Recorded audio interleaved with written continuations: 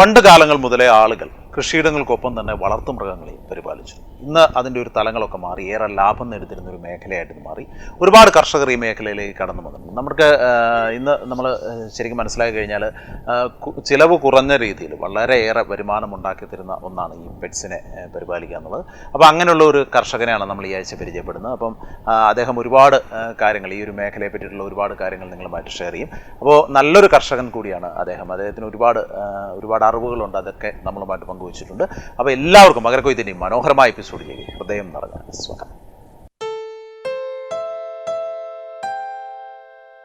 നിറയെ പക്ഷിമൃഗാദികളുള്ള ഒരു വീട്. കുട്ടിക്കാനത്തിന് നടുവിൽ മഞ്ഞിൽ പുതച്ച് 3.5 ഏക്കർ കൃഷിഭൂമിക്ക് നടുവിൽ പഴയ മാതൃകയിൽ കല്ലുകൾ പതിച്ച ഒരു കുഞ്ഞു വീടാണ് ഇത്. അതിന്റെ ചുവട്ടിലും മുറ്റത്തും വഴിവക്കിലുമൊക്കെയായി പാറിപ്പറന്നു നടക്കുന്ന പല വർണ്ണങ്ങളിലുള്ള അലങ്കാര കോഴികളും അലങ്കാര പ്രാവിൻ കൂട്ടം. ഇവയുടെ ഇടയിലൂടെ ഓടി നടക്കുന്ന പിഗ്മി ആടുകൾ. പാഴ്തടികളും കമ്പുകളും ഒക്കെ ഉപയോഗിച്ച് ഇവയ്ക്ക് വേണ്ടി മനോഹരമായ വൃത്തിയുള്ള കൂടുകളും ഒരുക്കിയിട്ടുണ്ട്. അവയ്ക്ക് അതിർവരം വിട്ട് ഫ്രീസറുകളുടെ കവറുകൾക്കുള്ളിൽ വെള്ളം നിറച്ച് തിലോപ്പിയ മത്സ്യകൃഷി.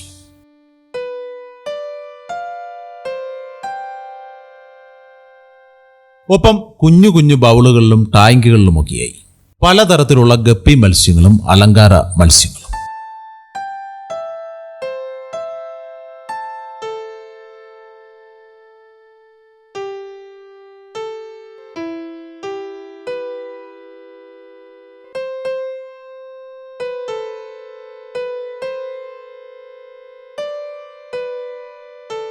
ഇവയ്ക്കൊക്കെ മേൽനോട്ടം നൽകുന്ന 2 കുഞ്ഞ് കർഷകരും. ഇതാണ് കുട്ടിക്കാനത്തെ മാർ ബസോലിയസ് എഞ്ചിനീയറിംഗ് കോളേജിലെ അധ്യാപകനായ ലിനുസാറിന്റെ വീട്. കാർഷിക മേഖലയോടുള്ള അതിയായ ഇഷ്ടം, പക്ഷിമൃഗാദികളോടുള്ള സ്നേഹം, ഇതൊക്കെയാണ് ലിനു എന്ന അധ്യാപകനെ കുട്ടിക്കാനത്തെ ഫാം ഹൗസിൽ ഉറപ്പിച്ചതിന്റെ കാരണം. പത്തനംതിട്ടയിൽ നിന്ന് ഇവിടെ എത്തുമ്പോൾ കാർഷിക മേഖലയെപ്പറ്റി ഇദ്ദേഹത്തിന് വലിയ അറിവുകളൊന്നും ഉണ്ടായിരുന്നില്ല. എന്നാൽ പിന്നീട് വളരെയേറെ പഠനങ്ങൾ നടത്തി അധ്യാപന ജീവിതത്തിന്റെ ഇടവേളകളിൽ ഇദ്ദേഹം പക്ഷിമൃഗാദികളുടെ പരിചരണം ഇവിടെ ആരംഭിച്ചു. അലങ്കാര കോഴികളുടെയും അലങ്കാര ആടുകളുടെയും പ്യുവർ ബ്രീഡുകൾക്ക് വളരെയേറെ സാധ്യതകളുണ്ടെന്ന് താമസിയാതെ ഈ കർഷകൻ മനസ്സിലാക്കി. പിന്നീട് അവയ്ക്ക് വേണ്ടി നല്ല രീതിയിൽ കുറെ കൂടുകളും ലിനുസാർ ഇവിടെ ഒരുക്കി. അപ്പോൾ പതിവ് പോലെ എല്ലാവർക്കും മകരക്കൊയ്ത്തിൻ്റെ പുതുപുത്തൻ എപ്പിസോഡിലേക്ക് ഹൃദയം നിറഞ്ഞ സ്വാഗതം. നമ്മളോടൊപ്പം ഇന്ന് നമ്മുടെ MBC കോളേജ്, കുട്ടിക്കാനം MBC കോളേജിലെ ഒരു അധ്യാപകനാണ് നമ്മളോടൊപ്പം ഇന്ന് വിവരങ്ങൾ പങ്കുവയ്ക്കാൻ, അതായത് കാർഷിക മേഖലയെ പറ്റിയുള്ള വിവരങ്ങൾ പങ്കുവയ്ക്കാനായിട്ട് എത്തിയിരിക്കുന്നത്. അദ്ദേഹം ഇവിടെ ഒരു 3.5 ഏക്കറിൽ അടിപൊളിയായിട്ടൊരു ഫാം ഹൗസ് സെറ്റ് ചെയ്തിട്ടുണ്ട്. അപ്പം സാറിൻ്റെ ശരിക്കും വീട് എവിടെയാണ്? എൻ്റെ സ്ഥലം പത്തനംതിട്ട കുമ്പഴയാണ്. കുമ്പഴ വിട്ടൂർ. ഇവിടെ വന്നിട്ട് ഏകദേശം 16 വർഷങ്ങളാവുന്നു. 14 വർഷം. ലെനു അല്ലേ? ലെനു, അതെ. ഒരു നല്ല നെയ്മാണ്. ഓക്കെ, ഇവിടെ വന്നിട്ട് 14 വർഷം. അതെ. ഇവിടെ വന്നിട്ടാണ് നമ്മളിങ്ങനെ ഒരു ഫാം. അതെ അതെ അതെ. ഇവിടെ വരുമ്പോൾ ഇങ്ങനെ ഉണ്ടോ? ഇവിടെ മനസ്സിലൊരാഗ്രഹം. അപ്പോൾ വരുന്ന സമയത്ത് ഇവിടെ എങ്ങനെയുണ്ട്? ഈ സ്ഥലം എങ്ങനെയായിരുന്നു? കാട് പിടിച്ച് കിടക്കുന്നു. കാട് പിടിച്ച് കിടക്കുന്നു. അതെ അതെ. ആദ്യം കാപ്പി, കുരുമുളക്, ഏലം ആയിരുന്നു കൃഷി. അതിൽ നിന്ന് ആധാരം തുടക്കം. അത് കഴിഞ്ഞിട്ട് ഒരു പശുവിൽ തുടങ്ങിയതാണ്. ഒരു പശുവിൻ്റെ അങ്ങനെയാണ് മൃഗപരിചരണത്തിലേക്ക്. ഇപ്പോൾ ശരിക്കും പറഞ്ഞാൽ നമ്മൾ ഇവിടുത്തെ ഒരു ക്ലൈമറ്റ് ശരിക്കും എന്ത് കൃഷിക്കായിരിക്കും അനുയോജ്യം? ഇവിടെ മനസ്സിലാക്കിയതിൽ ഇവിടെ വളരാത്തതും ഇവിടെ ചെയ്യാൻ പറ്റാത്തതും ഒരു കൃഷികളും ഇല്ല. എല്ലാ കൃഷികളും ചെയ്യും. എല്ലാ കൃഷികളും നല്ല സാധ്യതയുണ്ട്. ഉണ്ട്. സ്ട്രോബെറി ഒക്കെ കൃഷി ചെയ്തിട്ടുണ്ട്. അമേരിക്കയിൽ വളരുന്ന കൃഷികൾ വരെ ഇവിടെ നമ്മുടെ ഇവിടെ ഉണ്ടാക്കിയെടുത്തിട്ടുണ്ടായിരുന്നു. പച്ചക്കറികളെല്ലാം, ലെറ്റ്യൂസ്, അങ്ങനെ എല്ലാം ചെയ്തിട്ടുണ്ട്. ശരിക്കും നമ്മൾ ഈ കോളേജിലെ മെക്കാനിക്കൽ ഡിപ്പാർട്ട്മെന്റിലല്ലേ? അതെ അതെ അതെ അതെ. നമുക്കൊരു ഇപ്പൊ ഈ ഫീൽഡുമായിട്ട് അല്ലെങ്കിൽ അഗ്രികൾച്ചർ മേഖലയായിട്ട് ഒരു വലിയ ഒരു റിലേഷൻ ഇല്ലാത്തൊരു മേഖലയാണ് നമുക്ക്. ഇങ്ങനെ ഒരു താല്പര്യം എങ്ങനെയാ ഉണ്ടാകുന്നത്? ചെറുപ്പം മുതലേ ഇതിനോട് താല്പര്യം, പക്ഷിമൃഗാദികളോട് ഭയങ്കര താല്പര്യമാണ്. അതിനുള്ള സാഹചര്യം അന്നില്ലായിരുന്നു. സാഹചര്യം സമ്മതിക്കത്തില്ലായിരുന്നു വീട്ടില്, പ്രശ്നങ്ങൾ. അപ്പം സ്വന്തമായിട്ടൊരു ടെറിട്ടറി കിട്ടിയപ്പോഴത്തേന് മാക്സിമം യൂട്ടിലൈസ് ചെയ്തു. നമ്മളിവിടെ വന്ന ആദ്യം ശരിക്കും പറഞ്ഞ ഒരു കൃഷി തുടങ്ങുന്ന ഒരു ടൈം എന്ന് പറയുമ്പോൾ നമുക്ക് ആദ്യം കുറേ നഷ്ടമായിരിക്കും സ്വാഭാവികമായിട്ടും, അല്ലെങ്കിൽ നമ്മൾ അതിനെപ്പറ്റി പഠിക്കുന്ന ആ സമയം. അപ്പോൾ അന്നേരം ഒരു മനസ്സും അടുത്തില്ല. ഇല്ല ഇല്ല ഇല്ല മനസ്സിലൊരു ലക്ഷ്യം ഉണ്ടെങ്കിൽ നമുക്കത് നേടിയെടുക്കാം. ചെയ്ത് തീർച്ചയായിട്ടും കഷ്ടപ്പാടുണ്ട്. കഷ്ടപ്പെട്ടാലും നല്ല ഇതാണ്. ഇപ്പം നമ്മൾ എങ്ങനെയാണ് സാർ ഈ ഒരു മേഖലയിലേക്ക്, കാർഷിക മേഖലയിലേക്ക് വന്നതെന്നുള്ള കാര്യങ്ങളാണ് നമ്മൾ പറഞ്ഞത്. എന്തൊക്കെയാണ് ഇവിടെ മെയിനായിട്ട് നമ്മൾ ഇപ്പം ചെയ്തുകൊണ്ടിരിക്കുന്നത്? ഇവിടെ ഏകദേശം പലതരത്തിലുള്ള കോഴികൾ ഉണ്ട്. അതും പ്യുവർ ബ്രീഡായിട്ടാണ് എല്ലാം മെയിൻറ്റെയിൻ ചെയ്യുന്നത്. മെയിനായിട്ട് ആടാണ്. കനേഡിയൻ പിഗ്മി എന്ന് പറയുന്ന ആടാണ്. അതാണ് മെയിനായിട്ടുള്ള അതായത് കേരളത്തിലെ ഏറ്റവും പ്യുവറായിട്ടുള്ള ബ്രീഡും ഇത്രയും പേരൻറ് സ്റ്റോക്ക് ഉള്ളത് എൻ്റെ കയ്യിലാണ് ഏറ്റവും കൂടുതലുള്ളത്. അതായത് അതിന് 3 കളറാണ്. 3 കളറിലെയും എല്ലാ വെറൈറ്റികളും എൻ്റെ കയ്യിലുണ്ട്. അതാണ് മെയിനായിട്ട് ചെയ്യുന്നത്. അതിൻ്റെ കൂടാണ് കോഴി, പശുക്കളുണ്ട്, ആടുകളുണ്ട്, മീനുണ്ട്, പച്ചക്കറി കൃഷി ചെയ്യുന്നു, കാപ്പി, കുരുമുളക് എല്ലാം ചെയ്യുന്നത്. ഈ പിഗ്മി ആട് ശരിക്കും ഒരു ഫാൻസി ഐറ്റം അതെ. നമ്മൾ അതെന്താ അങ്ങനെ അതിനെ മാത്രം, വേറെ ഒത്തിരി ഇനങ്ങളുണ്ട്, ഒന്നും ശ്രദ്ധിക്കാതെ ഇതിൽ മാത്രം ശ്രദ്ധിക്കുക? ഈ വെറൈറ്റിയോട് കൂടിയാണ് ഭയങ്കര താല്പര്യം. വെറൈറ്റി എന്താണോ അതിനോടായിരുന്നു കൂടുതൽ താല്പര്യം. അങ്ങനെ ചെയ്തതാണ്. ഓക്കെ. നമ്മൾ ഈ വന്ന് ഇപ്പം ഈ ആടിനെ പരിചരണം തുടങ്ങിയിട്ട് ഇപ്പോൾ എത്ര കൊല്ലമായി? ആടിനെ തുടങ്ങിയിട്ട് ഏകദേശം 9 വർഷമോളം. 9 വർഷത്തെ നമ്മൾ ആ ഒരു മദർ ഇതിനെ കൊണ്ടുവരുമ്പോൾ നമ്മളത് എവിടെ നിന്ന് കളക്ട് ചെയ്യുന്നത് ഈ ആടിനെ? അത് പല സ്ഥലങ്ങളിൽ നിന്ന് കളക്ട് ചെയ്ത് കൊണ്ടുവന്നതാണ്. പല സ്ഥലങ്ങളിലായിട്ട് കളക്ട് ചെയ്ത് കൊണ്ടുവന്നതാണ്. കേരളത്തിൽ തന്നെ? അതെ കേരളത്തിൽ നിന്ന്. ഈ പേരന്റ് സ്റ്റോക്ക് നമ്മളിപ്പോൾ ഈ 3 എണ്ണം നമ്മുടെ മാത്രമേ ഉള്ളൂ എന്ന് പറഞ്ഞു. ഈ 3 കളറും നമ്മുടെ ഉള്ളൂ. 3 കളറും അതിൻ്റെ മെയിലും ഫീമെയിലും ഇത്രയും പേരന്റ് സ്റ്റോക്കുകൾ ഏകദേശം 15 എണ്ണം പേരന്റ് സ്റ്റോക്കുകളോളം നമ്മുടെ കയ്യിലുണ്ട്. ഇത് ഈ മെയിനായിട്ട് പിഗ്മി 3 കളറിലാണുള്ളത്. പിഗ്മി ആടുകളെ പറ്റിയിട്ട് നമുക്ക് കൂടുതലായിട്ട് അറിയണം. ആട് കൃഷിയുടെ ഒരു രീതി, അങ്ങനെ കുറേ സംഭവങ്ങളുണ്ട്. അതിനു മുമ്പായിട്ട് നമ്മൾ ഈ കുറേ അലങ്കാര കോഴികളുണ്ട്, കോഴി വർഗ്ഗങ്ങൾ തന്നെ. അതിനെ പറ്റിയിട്ടൊന്ന് പറയാം. ഏകദേശം ഇപ്പോൾ ഒരു 22 തരത്തിലുള്ള കോഴികൾ തന്നെയുണ്ട്. അതായത് തനി നാടൻ കോഴികൾ ഉണ്ട്. അതായത് പണ്ട് കാലങ്ങളിൽ നമ്മുടെ വീട്ടുകളിൽ അടവെച്ച് കുഞ്ഞുങ്ങളെ വിരിച്ചിറക്കുന്ന കോഴികളുണ്ട്. അതിൽ പുള്ളിക്കോഴി, നേക്കണ്ണക്ക്, തൊപ്പിക്കോഴി, കരിങ്കോഴി, turkey, guinea, flying duck, goose, polish cap, Brahma, parrot beak, Aseel, അങ്ങനെ പോകുന്നു കോഴികൾ. അങ്ങനെ കുറേ അധികം ഉണ്ട്. എനിക്കിതിൻ്റെ പകുതി ഞാനിങ്ങനെ കേട്ടു എന്നുള്ളത് എനിക്ക് മനസ്സിലായില്ല. അത് എന്തൊക്കെയാണ് നമ്മൾ ഇത്രയും സംഭവങ്ങളെ കുറിച്ച് പഠിച്ച് ഇത് എവിടെ നിന്ന് ഇതിനെയൊക്കെ നമ്മൾ ഇവിടെ കൊണ്ടുവരുന്നത്? ഇത് എവിടെ ഉണ്ടോ പ്യുവർ സാധനം, എവിടെ ഉണ്ടോ അവിടെ പോയി കളക്ട് ചെയ്യും. പ്യുവർ ആയിട്ടുള്ളത് അതെ.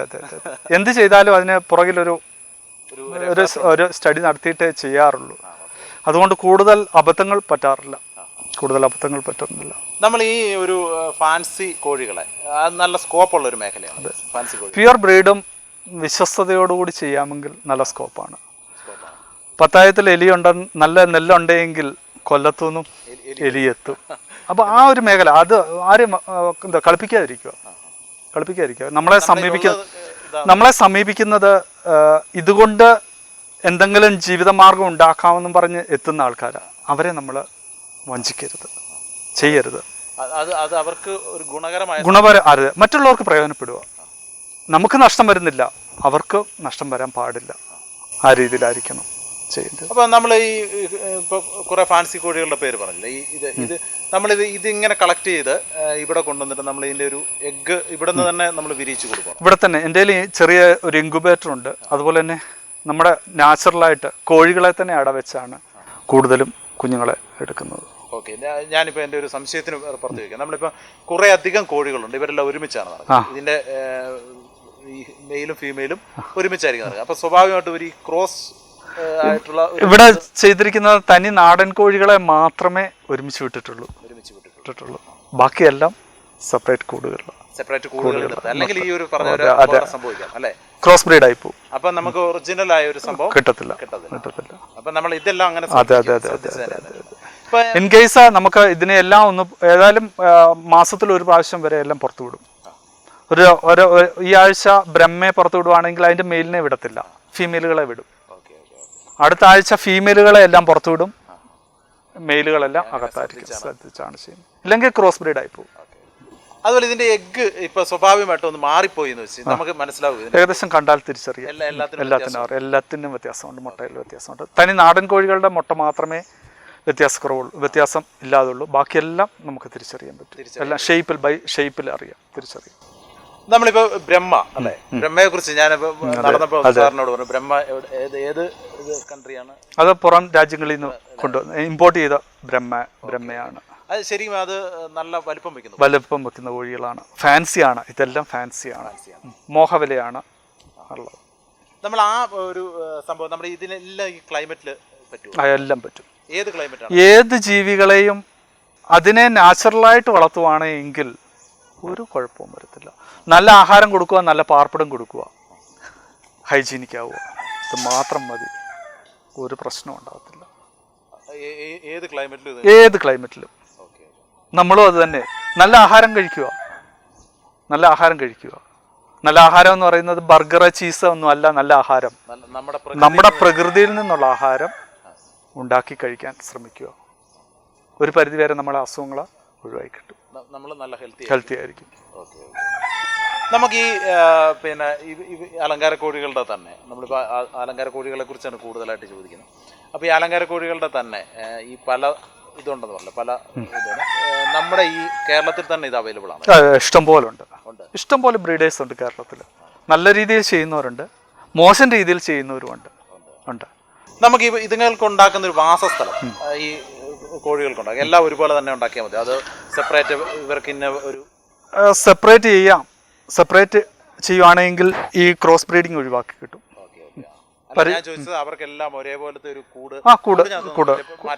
ഇതിന്റെ കൂട് ആഡംബരം ഒഴിവാക്കുക. ഏറ്റവും ചെലവ് കുറഞ്ഞ രീതിയിൽ നമുക്ക് പ്രാദേശികമായി കിട്ടുന്ന സാധനങ്ങൾ ഉപയോഗിച്ച് നിങ്ങൾക്ക് കൂട് മതി. വലിയ ഹൈടെക്കിലേക്കൊന്നും പോകേണ്ട ആവശ്യമില്ല. വൃത്തിയായിട്ട് സൂക്ഷിച്ചാൽ മാത്രം മതി, ഒരു കുഴപ്പമില്ല. നമ്മൾ ഈ ബ്രഹ്മ കാണാൻ നല്ല ബ്രഹ്മയെ കാണാൻ. അപ്പൊ ഇത് ശരിക്കും പറഞ്ഞു കഴിഞ്ഞാല് നമ്മൾ ഒരു കുഞ്ഞായിരിക്കുന്ന സമയത്ത് എത്ര ഇതിലാണ് നമ്മൾ ഇവിടെ കൊണ്ട് വളർത്തുന്നത്? ഞാൻ ഇതിനെയൊക്കെ മെയിനായിട്ട് ഈ നമ്മുടെ ക്ലൈമറ്റിന് അനുസരിച്ചാണെങ്കിൽ വളരെ ചെറുപ്പത്തിലെ കൊണ്ടുവന്ന് ഈ ക്ലൈമറ്റുമായിട്ട് അഡ്ജസ്റ്റ് ആക്കുക, അങ്ങനെ മെയിനായിട്ട് ചെയ്യാറുള്ളത്. പക്ഷെങ്കിൽ ഈ ബ്രഹ്മയെ കൊണ്ടുവന്നത് അത്യാവശ്യം നല്ല വലിപ്പം ആയിട്ടായിരുന്നു. അങ്ങനെ ഉണ്ടെങ്കിലും ചെയ്യുന്നത് ഏകദേശം നവംബർ ഡിസംബർ തൊട്ട് ജൂണിന് മുമ്പായിട്ട് കൊണ്ടുവന്ന് ഇവിടെ ക്ലൈമറ്റുമായിട്ട് ആക്കിയിരിക്കും. അതിന് മുന്നീട് കൊണ്ടുവരാറില്ല പുറത്തുനിന്നൊന്നും. ഓക്കെ, നമ്മൾ ഇതിൻ്റെ ഒരു ഫീഡ് എങ്ങനെയാണ്? ഓരോന്നിനും വ്യത്യാസമുണ്ടോ? അത് എല്ലാവർക്കും ഒരേ ഫീഡാണ് കൊടുക്കുന്നത്. പിന്നെ അസോള വളർത്തുന്നുണ്ട്. അസോള നല്ലൊരു പ്രോട്ടീൻ ഇതാണ്, അതെല്ലാവർക്കും കൊടുക്കാറുണ്ട്. പിന്നെ പുല്ലുകൾ ഇഷ്ടം പോലെ അവർ കഴിക്കും. പിന്നെ നടക്കുന്നു, പറമ്പിൽ നിന്നുള്ള പ്രാണികളും കൊടുത്ത് കഴിച്ചു. പുറമേ നിന്ന് അങ്ങനെ വൈറ്റമിൻസോ മറ്റു കാര്യങ്ങളോ ഒന്നും കൊടുക്കാറില്ല. നമുക്ക് ഇതുങ്ങൾക്കൊരു ആദ്യം കൊണ്ടുവരുന്ന സമയത്ത് ഒരു പ്രതിരോധ മാർഗം എന്ന രീതിയിൽ എന്തെങ്കിലും ചെയ്യുമോ? അങ്ങനെ വല്ല ചെയ്യാം? ഒന്നും ചെയ്യാറില്ല, ഒന്നും കൊടുക്കാറില്ല. അത് കറക്റ്റ് ഫീഡ് കൊടുക്കുക, കറക്റ്റ് ടെമ്പറേച്ചർ അതിനെ മെയിൻറ്റെയിൻ ചെയ്യുക, കൂട് വൃത്തിയാക്കുക, ഒരു കുഴപ്പം വരത്തില്ല. അല്ലാതെ മരുന്നൊന്നും ഒരു കുഴപ്പമില്ല. കറക്റ്റ് നല്ല ഫീഡ് കൊടുക്കുക. ഏറ്റവും മെയിൻ പ്രശ്നം അസുഖങ്ങൾ വരുന്നത് ഫീഡിൽ നിന്നാണ്.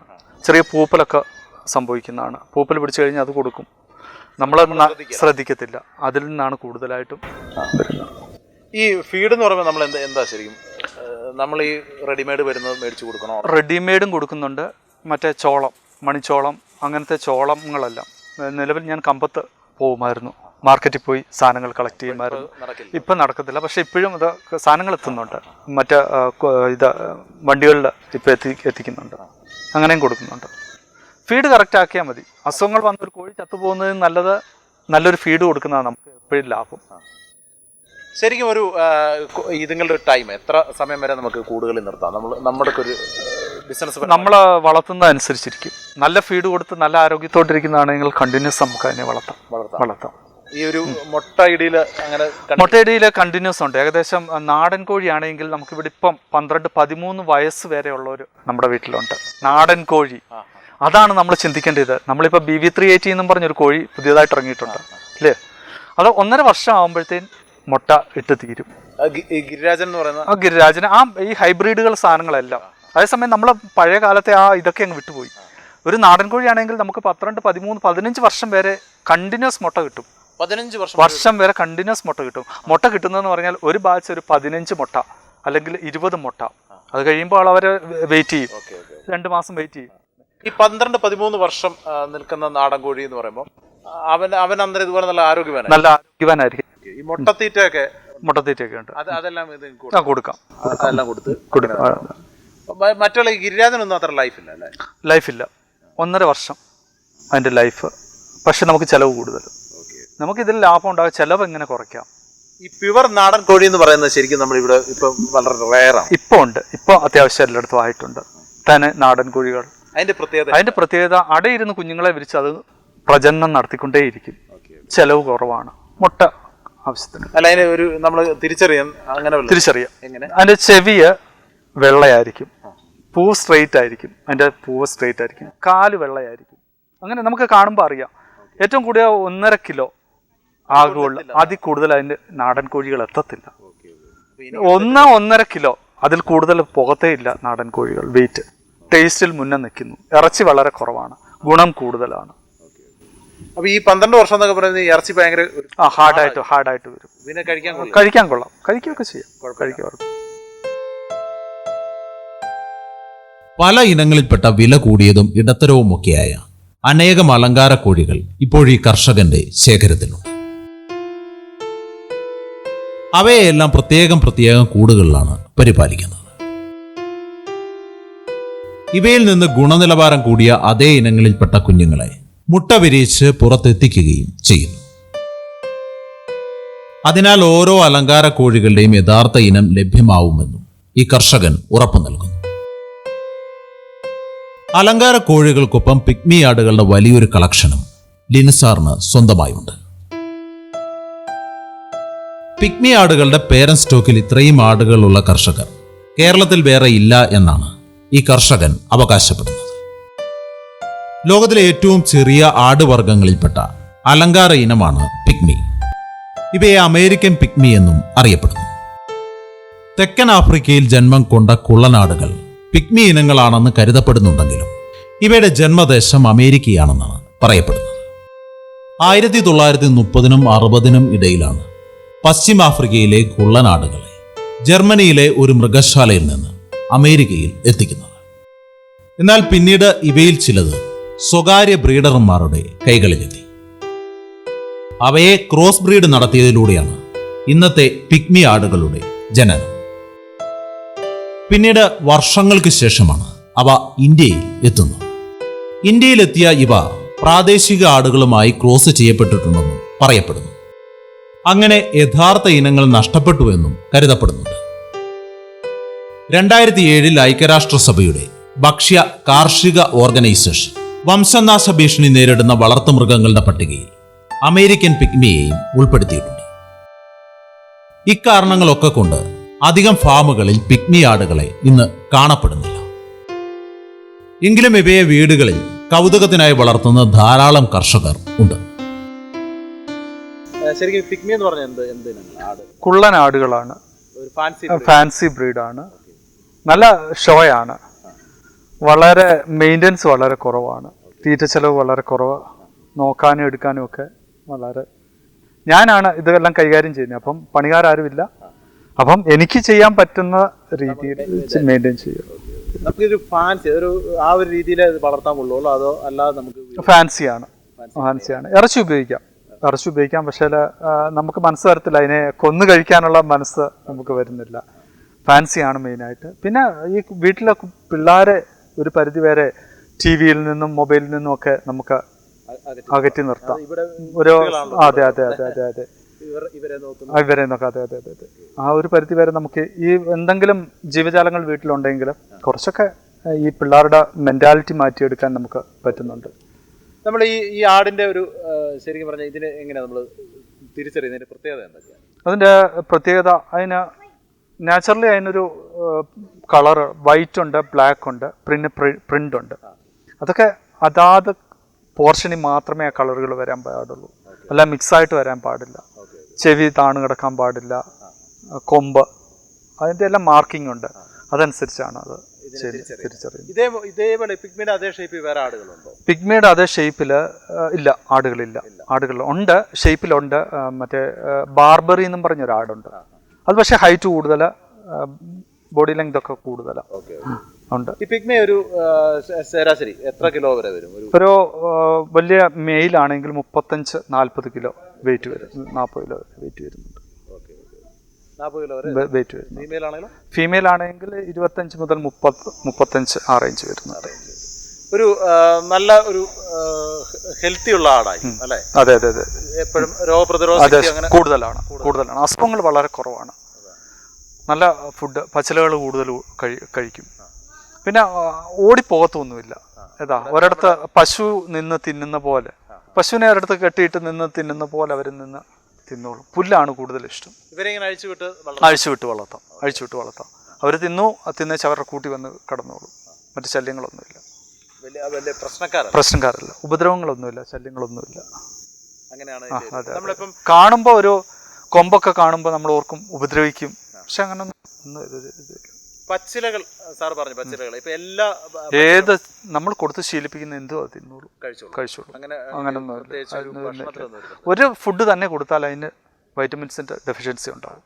അപ്പം പല സാധനങ്ങൾ കൊടുക്കാം. മൽബറി, മുരിങ്ങ, കൊന്ന, അങ്ങനെ പല സാധനം മൽബറിയൊക്കെ മാറി മാറി കൊടുക്കാം. മറ്റ് ഫീഡുകൾ രാവിലെ ചോളം, മറ്റേ ഓരോന്നിൻ്റെയും ചെറിയ ചെറിയ പൊടികൾ വാങ്ങിക്കാൻ കിട്ടും. അതെല്ലാം കൂടെ ഒന്ന് മിക്സ് ചെയ്ത്, ഗോതമ്പ് ഇതെല്ലാം കൂടെ മിക്സ് ചെയ്ത് രാവിലെ കൊടുക്കും. പിന്നെ വൈകുന്നേരം മാത്രമേ ഫുഡ് കൊടുക്കുകയുള്ളൂ. അവർ എത്ര ഫുഡ് കൊടുത്താലും കഴിച്ചോളും, പക്ഷെങ്കിൽ അത് വേസ്റ്റാണ്, വെറുതെ വേസ്റ്റാണ്. അവർ കഴിക്കുന്ന ആഹാരം അയവെട്ടി അവരെ ശരീരത്തിന് ആവശ്യമായിട്ട് എടുക്കുന്നു. മറ്റേത് കാഷ്ടമിട്ട് പോകുന്നു.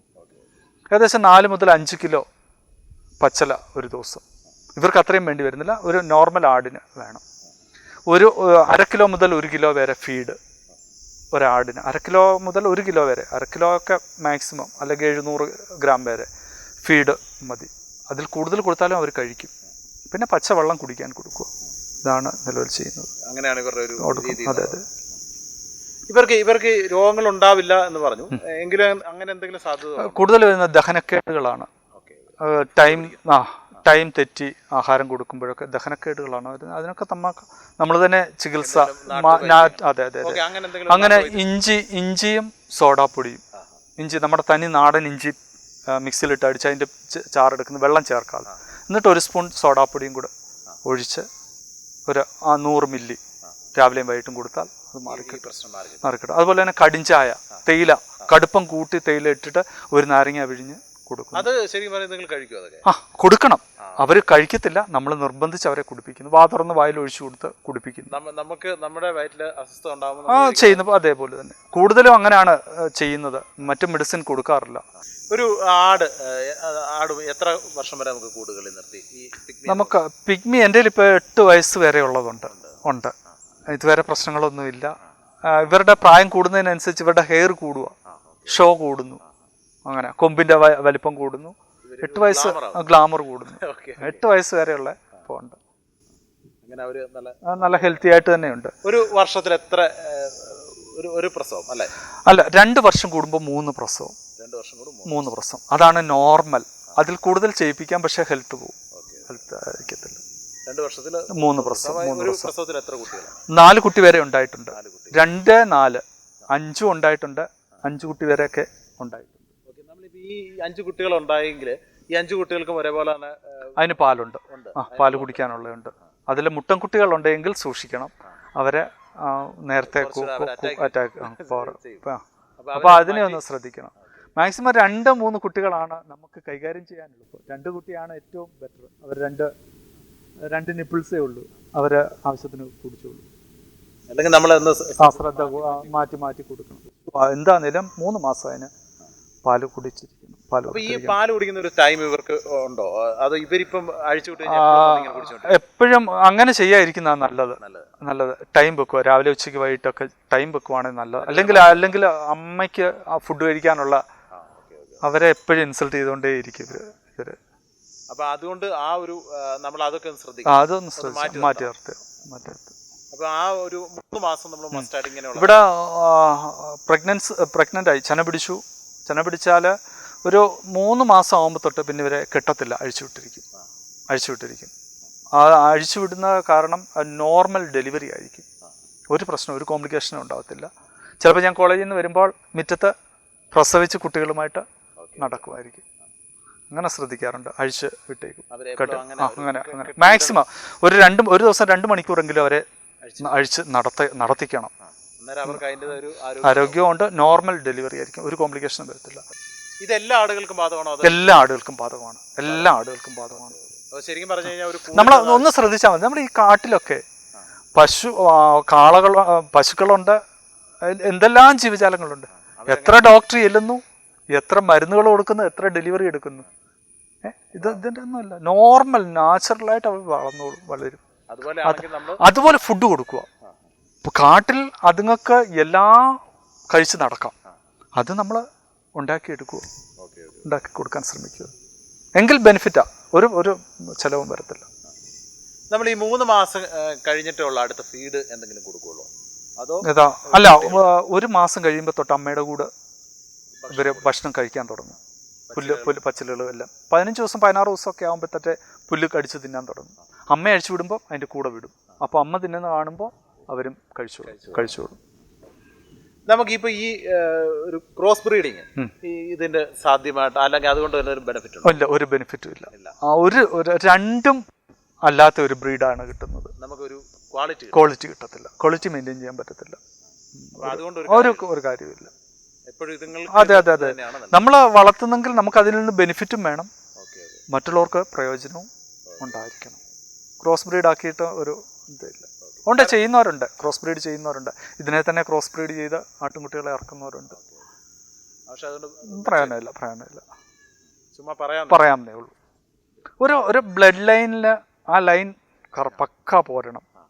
അതിൻ്റെ ക്വാളിറ്റി, അതിൻ്റെ ക്യാരക്ടറും എല്ലാം അതായിരിക്കും. അതിലേക്ക് വേറൊരു ബ്ലഡ് വന്ന് ചേരുമ്പോൾ ഡിഫറെൻ്റ് ആവും. നമ്മളിപ്പോൾ ഈ ഒരു സാധ്യത പിഗ്മി ആടുകൾ സാറിപ്പോൾ പറഞ്ഞു ഇവിടെ ഉണ്ട്. പക്ഷെ ഈ എപ്പോഴെങ്കിലും ഒക്കെ ഇതിൻ്റെ ഒരു ബ്രീഡ് മാറിപ്പോയിട്ട് എന്തെങ്കിലും ഇതിൽ പാളിച്ചകൾ ഉണ്ടായിട്ടുണ്ടാവില്ലേ? ഇതുവരെ ഒന്നും സംഭവിച്ചിട്ടില്ല. ഇല്ല, ഇതുവരെ എനിക്ക് മറ്റാടുകളില്ല. മറ്റാടുകളുണ്ടെങ്കിൽ സംഭവിക്കാം, ബ്രീഡ് മാറാം, ചാൻസ് ഉണ്ട്. എനിക്ക് ഇതുവരെ അങ്ങനെ സംഭവിച്ചിട്ടില്ല. അങ്ങനെ ചെയ്യും. അത് നോർമൽ പ്യുവർ ബ്രീഡ് തന്നെ നമ്മൾ കൊടുക്കുക. അങ്ങനെ നമുക്ക് മുന്നോട്ട് പോകാൻ പറ്റുള്ളൂ. അങ്ങനെ എല്ലാ ആടുകളെ അങ്ങനെ തന്നെ നോക്കുന്നത് നല്ലത്. അല്ലെങ്കിൽ അതുപോലെ നമ്മൾ അതിനെപ്പറ്റി സ്റ്റഡി ചെയ്ത് ഇപ്പം മലബാറിയും ജമുനാപാരിയും കൂടെ ക്രോസ് ബ്രീഡ് ചെയ്ത നല്ല പാലുണ്ട്, വെയിറ്റ് ഉണ്ട്, കുട്ടികളുടെ എണ്ണം കൂടുതലുണ്ട്, ചെയ്യാം. പക്ഷെങ്കിൽ കേരളത്തിൽ ഇപ്പോൾ പ്രശ്നം എന്ന് പറഞ്ഞാൽ, കേരളത്തിലെ ഏറ്റവും വലിയ പ്രശ്നം ഇതിനെ ഒന്നും പക്ക ഒരു 3-4 വർഷം വളർത്തി ഒരു പേരൻറ് ബ്രീഡ് ആക്കി, പേരൻറ് സ്റ്റോക്ക് ആക്കി സെയിൽ ചെയ്യുന്നവർ വളരെ കുറവാണ്.